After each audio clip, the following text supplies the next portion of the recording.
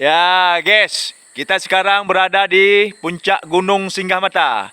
Ini adalah gubuk tempat istirahat ya, tempat kita untuk istirahat. Jika kita naik misalnya dari Nagan Raya naik ke sini ke puncak Gunung Singgahmata, kita wajib istirahat sini untuk mendinginkan Honda ataupun mobil. Kita harus istirahat sebentar supaya remnya tidak blong.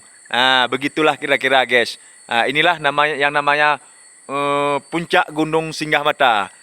Buat saudara-saudara yang dari luar sana, jika ingin berkunjung ke Gunung Singgahmata Betung Atas, ayo, seperti inilah fenomena puncak Gunung Singgahmata Betung Atas, Kabupaten Nagan Raya.